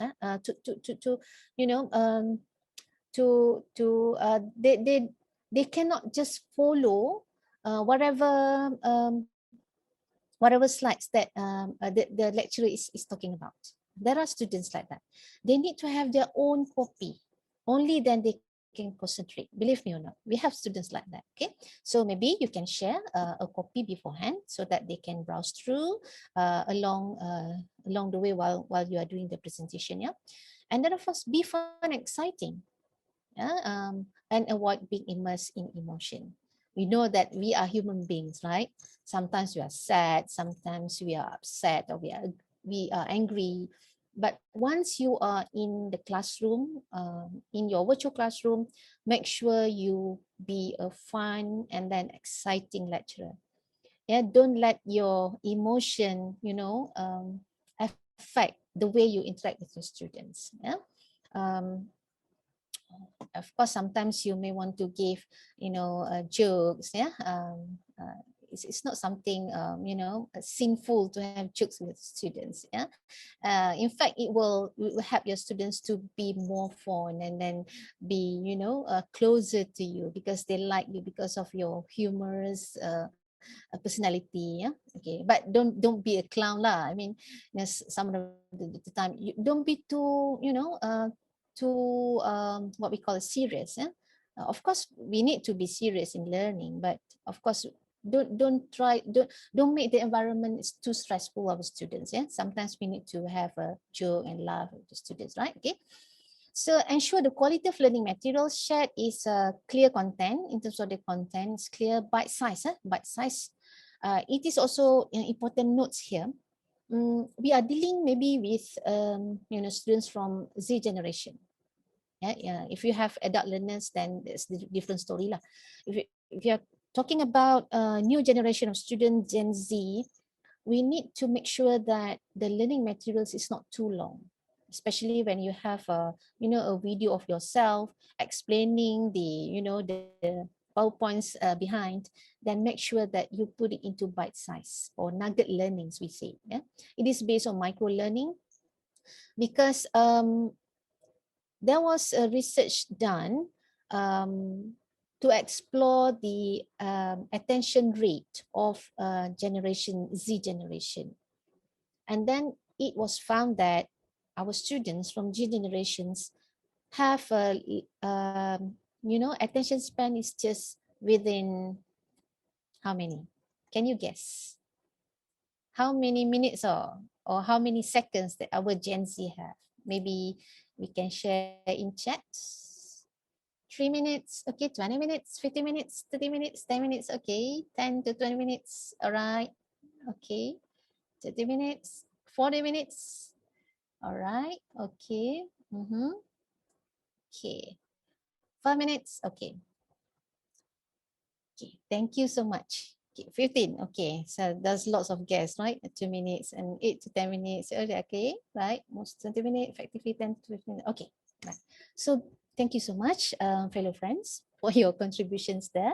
Okay, so based on that research, it was found that the attention span of our Z generations is just about 8 seconds. Believe it or not minutes, but 8 seconds, which means that they just, for the first second of your presentation and of your, whatever activities that you make sure that 8 golden seconds will be able to hook them. I'm not saying that after 8 seconds, okay, now time to sleep. It's not like that. Yeah. Meaning that in that 8 seconds, we need to, really pegang, really hook them, really make sure that they are into it. So how are you going to go about that? And then another fact in terms of attention rate, our students have only 8 seconds of attention rate, right? As compared to apa tu ikan mas, goldfish. Yeah? Goldfish has 9 seconds of attention rate. We should be ashamed of the goldfish. Goldfish has 1 second more attention span as compared to our Gen Z, right? So anyway, right. Okay. So make sure that, coming back to this slide, make sure that whatever points or whatever material that we have, put them into chunks of information, and then students who have shorter attention span will be able to go through one by one, right? So, and of course, the content should be related to the topic, and then consider the WAX element. WAX is actually visual, audio, read and write, and kinesthetic. So I think if you Google this one, VARK, you'll find lots of information on that. This is a very classic, classification of the students' style of learning. So as much as we can, make sure that we cater to all these learning styles. We have visual students to make sure you have, apart from text, sometimes put some illustration, or maybe that some videos related to the content, right? So maybe for those who are audio learners, they like to just listen to your presentation or your explanation. Okay, so and for read and write, these are kind of students who cannot read the textbook. They will have to, before the exam, they will have to write all the notes themselves. Yeah, they can only learn whenever they read their own, writing. There are students like that. And of course, kinesthetics learner who is, restless. They cannot stay still for a long period of time. They need to, move around, go into, groups, and then do presentation in class. But of course, in online, then we need to think about how can we go about, addressing these kind of students, kinesthetic students. Then you may want to, come up with, project-based assessment that requires the students to move, to move actively or things like that, right? So, and of course, in synchronous, make sure you give them a break, 5 or 10 minutes, just like just now, kan? Everybody appreciates that because you can have some, grab your coffee and go to the toilet and then do some stretching, I don't know, okay? And then open for Q&A session to promote active interaction, and then of course give probing question if necessary. And then make a spot check sometimes, especially when it goes to a large group of students lah. Ask certain students to answer your question. You pose a question first, and then let them hear the question, and then let them digest the question and try to figure out the answer first, and then only spot. Okay, Anwar, I want you to answer the question. Can you try? Okay, so they will know that we will not let them to be immersed in their own world out there, right? So, or perhaps we can also remind our students to prepare with a question at the end of the session. Sometimes I did this with my students, or most of the time it happens when we have like 10 groups will be presenting their presentation. So in order for to make sure that students are not doing something else or not paying attention to the presentation, then I'll ask my students that I stated to them that okay, for each presentation, each group should have at least 2 questions regarding the presentation. So give them instruction beforehand, so they know that whether they like it or not, they have to pay attention to the presentation because they have to come up with the 2 questions. So indirectly, we actually help them. We channel their attention towards the presentation of their friends. If you just let them, okay, do whatever you want to do lah, as long as you listen to the presentation, then students will tend to hanyut lah, right? So if you give that kind of, you signpost, okay, okay, these are the things that you do need to do, then students will be alerted, and then they will surely pay attention, right?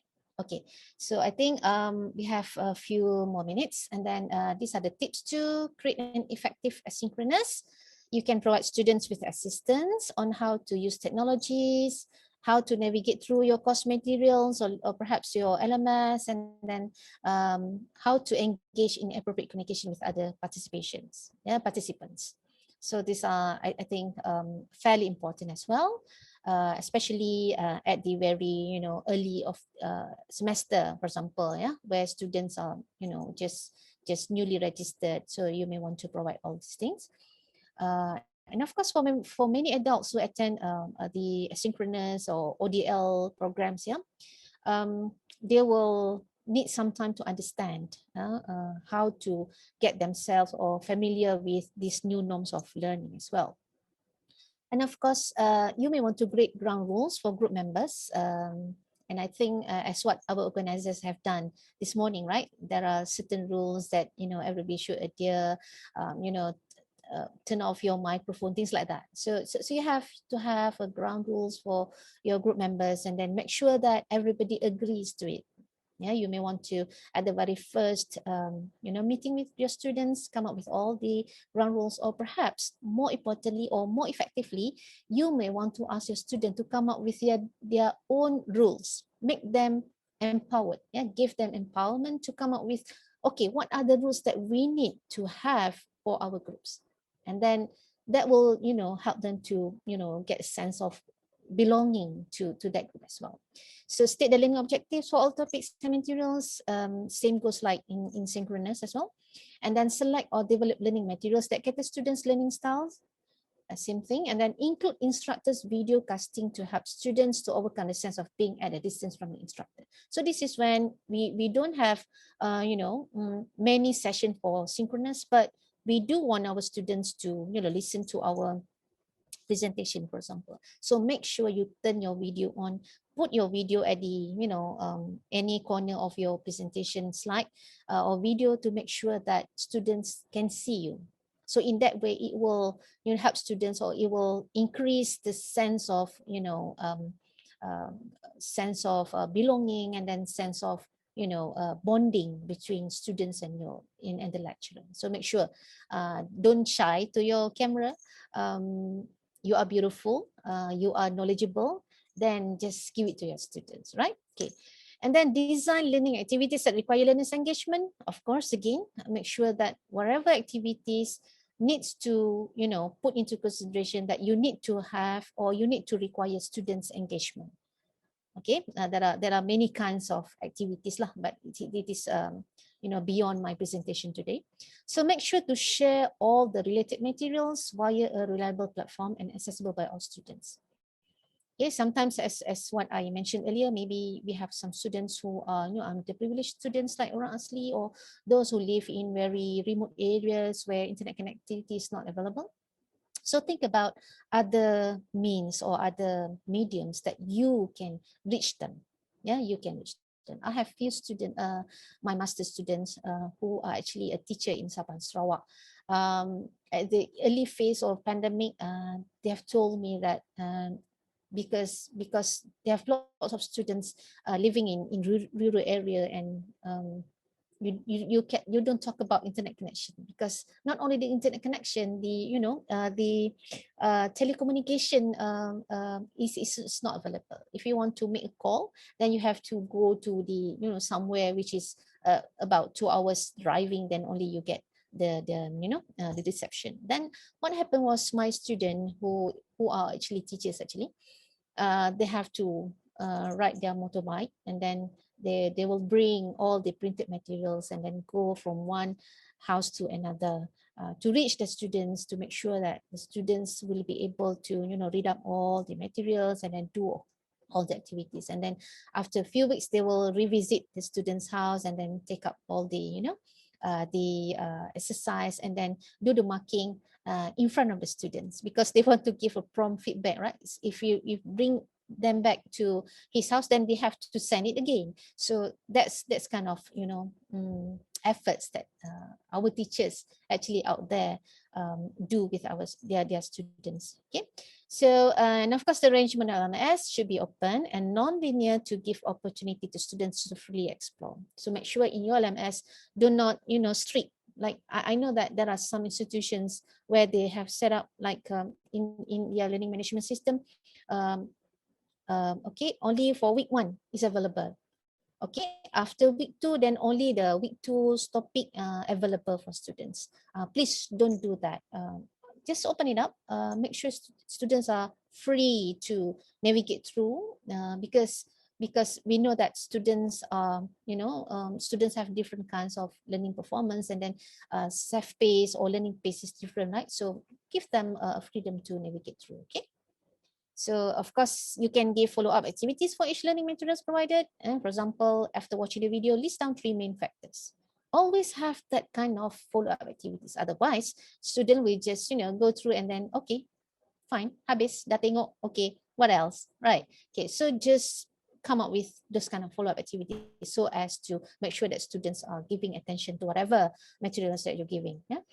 So and then embed text to speech tool to help learners learn more effectively. Sometimes we have students who are fond about listening or text to speech. Maybe they don't like to read up all the materials, but when they listen to the speech, then they will learn better. There are students like that, right?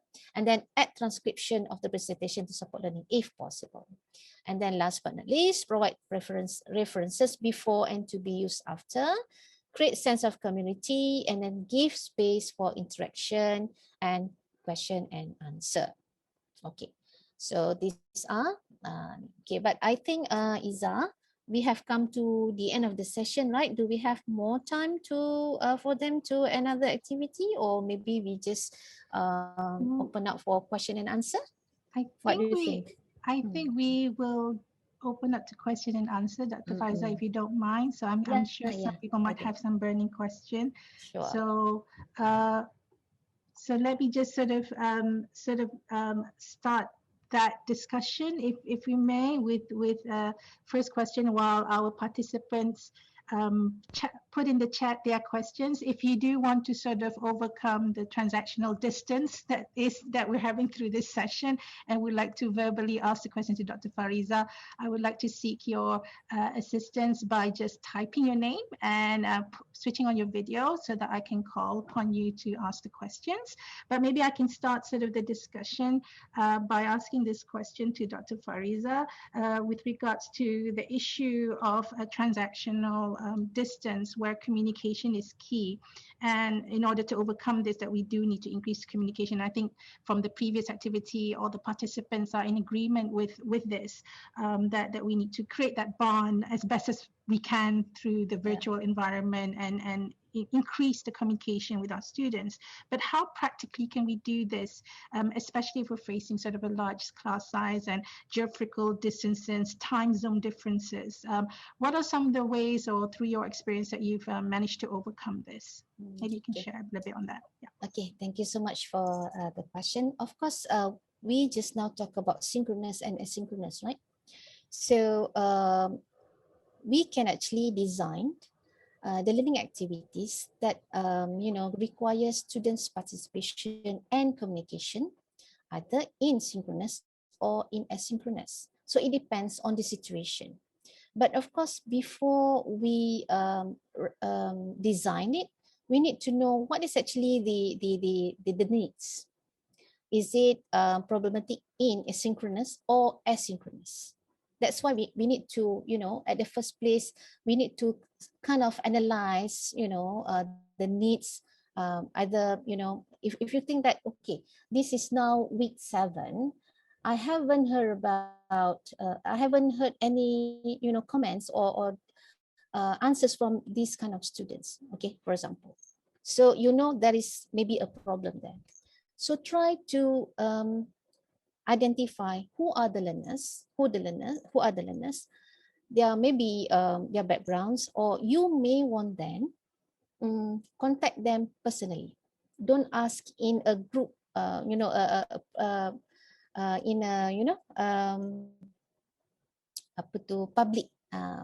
public discussion.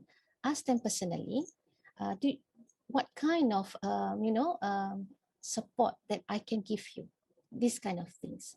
Sometimes we cannot assume what we plan is suitable or suits the student's need, unless we ask them politely, and then they will appreciate it very much. I tell you, I have few occasions where, when I personally ask the students, I noticed that you have take part in the discussion. Is there anything that I can help?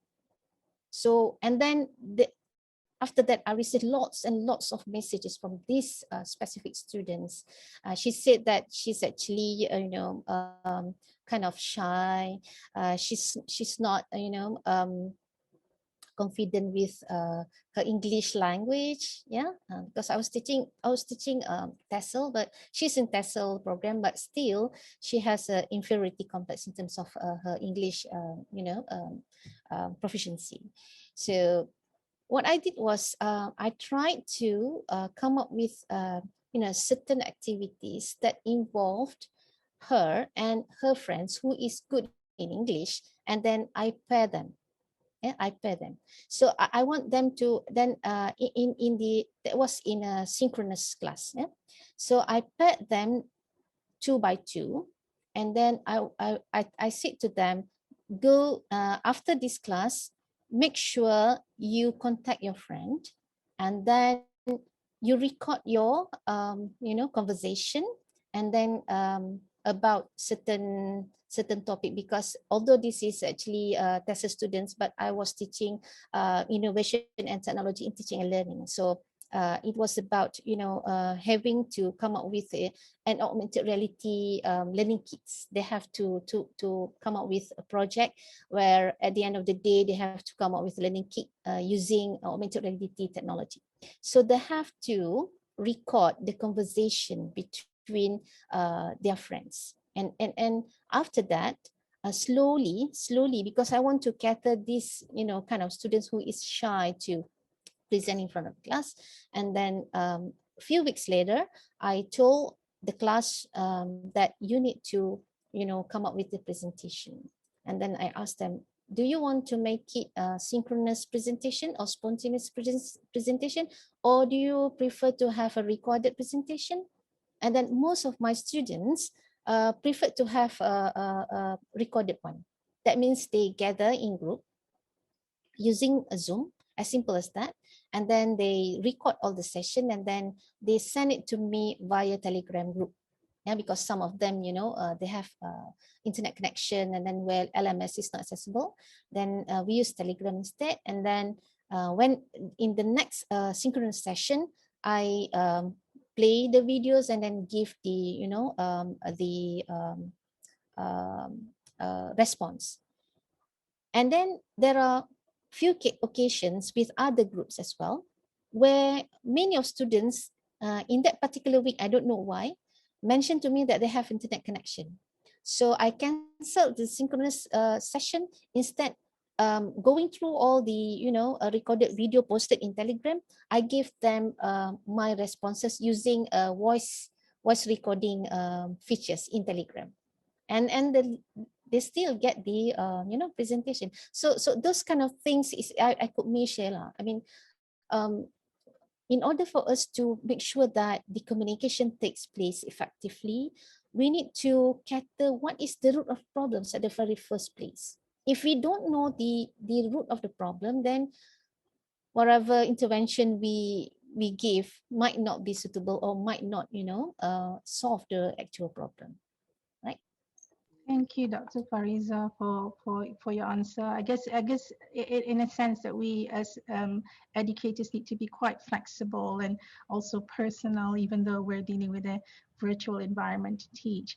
I don't know whether there's anyone that would like to sort of personally ask Dr. Fariza the question through communication, video communication, but I do have a couple of questions in the chat which I'd like to post. So this is from Lena from UCSI, and she's asking, as an instructor being away apart from the students, I'm unable to identify their characteristics, especially new students. Referring to the TDT, how do we identify genuine and fake characteristics of the students? Okay. Yeah. Thank you for the question. Okay. Of course, it is tricky to, sort of understand our students when they are distant, right? We haven't seen them face to face, and then we haven't talked to them personally. But of course, when we talk about personality, or maybe in this case, for educator, for us to understand our students, there are psychometrics, or there are kinds of questionnaire that we can use. Yeah? For example, if you want to understand the way your students learned, there are preferences, learning preferences, visual, or either there are audio student, or either they are kinesthetic kind of students, yeah, you can use that psychometric which is available online, and then give them the link, and then ask them to fill up the, the answers, and then at the end of the session, then students will be given the result. Then they know that they actually, oh, okay, I am auditory. I've no idea that I'm actually an auditory student, for example. Yeah, so make sure they share it with us. So that will be one of the ways, or one of the measures on how to understand the students' learning styles, right? Because we have psychometry available online free. In terms of personality, of course, first or second, session, or during first and second meeting, it is impossible for us to, in depthly understand their personality. Kan? So what we can do is that indirectly observe our students through the way they, maybe their presentation, maybe the way they write their, answers or insights whenever we ask them. So of course, it takes our effort lah. I mean, we have to intentionally try to understand the students, in terms of, their personality. But of course, if we are dealing with, let's say you have in a group, you have about 150 students, right? How is it possible for you to analyze one by one, right? So I know that's impossible. But what you can do is, I think, maybe, if not trying to understand their personality one by one, but maybe we can actually tap, or at least we can actually, how can I say this? We can try to choreograph some of the activities that will help students to, open up themselves. Prompt the students with these questions. How do you feel today? Sometimes it is not necessarily, the discussion thread should be anchored on the, the topics. But of course, if you look at the literature in online discourses of inline discussion, right? There is a theory, but I can't remember the name of the theory. I've read it through. Because in order for you to make sure that, the discussion in online groups is effective, there are lots of, kinds of sharing session, not only specifically on the topic itself, but in order for us to have a solid bonding among students in that community of group students, they also have to have section where they can share things other than, the topics, like personal life, your hobbies and things like that. So you may then, in your groups, in the bigger group, you can pose any question, or ask them to pose any question. So tell them that we are family. Okay, we are family. You can ask any question, and then we will support you. Things like that. Try it, because I have tried with my computer education class with second year students. I have about 151 students coming from 3 undergraduate programs. Yeah. That was my first experiment ever, because all this while before that, these students having their tutorial classes separately, means, or even the lecture itself. TESOL students will have their separate lecture, which is conducted in English language. But when I was first appointed as the coordinator for computer education course, I talked to the TESOL coordinator. I asked her that I want to, mix all these students into one lecture, meaning that TESOL student together with special education students together with sports and education student. And then in terms of tutorials as well, I didn't put any limit for any specific group of students. So we have, TESOL along together with special ed and sports and education together in one tutorial class. So when students are, given, a space to communicate to each other, to know each other, and then they will. That was actually the testimonials that I get from my students, because I wanted to come up with empirical research so that I can produce an article for publication. So what some of the some of the feedbacks that I gather from these students, they said that we love it when we can have a chance to communicate with students from different programs, and we see that actually the differences is actually that unite us together. We have sports and recreation students, they are actually very creative. That was so alarming, or I mean terkejut lah kan. I don't expect that Delta student will praise these sports and recreation students as creative, things like that. So when my point is that if you want to make it to increase the communication, make sure you treat them as a family, and then treat the group as a home that where they like to belong, things like that. I think yeah. Thank you so much, Dr. Fariza. So we are sort of beyond the sort of limited hours. I do note your question, sorry, Encik Anan Hassan, on assessment, ensuring integrity of assessment. But if you just, I'll hold that question for our next session, which is also relevant to your question, and maybe we can also ask Dr. Aisha about the question. But I would like to extend my deepest thank you to Dr. Fariza Khalid for her very insightful and informative session. My apologies for not allowing more questions to come through. I'm sure you probably do have some questions. Feel free to continue asking those questions in the chat. I'll pass it through Dr. Fariza, and we will send you the sort of the responses personally to you. So having that personal touch is important, as mentioned by Dr. Fariza. So before we go for the lunch break, can we just take a few seconds to take a photo of all of us together with Dr. Fariza? And if I can just ask a favor from everybody to switch on your video. Your video camera. So that we can see you, and so that we can take a screenshot of everyone. Yeah, is it slowly coming in? Show you? Yeah, okay. Yeah, so give a few more.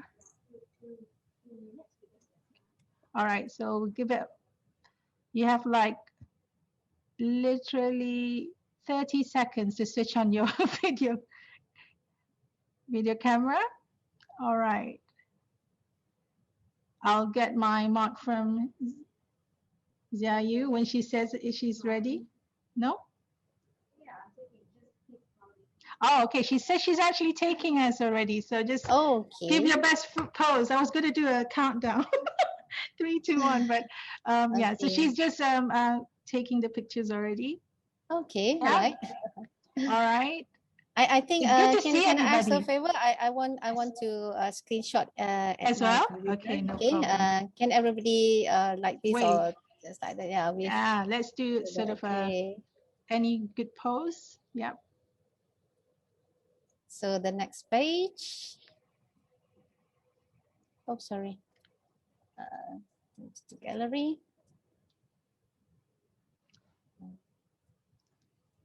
Okay, thank you so much. Thank you, Dr. Fariza, again for your participation and your contribution to this today's session. I really appreciate it. So we will now go for a break, and we should resume at 2 p.m. So please be on time. And with the topic alternative assessment, another interesting topic, and I'm sure everybody is very geared to sort of have a listen through. So we'll be presented by Associate Professor T.S. Dr. Aisha Abu Bakar. So please make sure you return, and till then, have a very good rest and a good lunch break. So I'll see you guys all later. All right, take care. Thank you so much. Thank you for having me today. Okay, bye-bye. Take care. Bye, Assalamualaikum. Waalaikumsalam.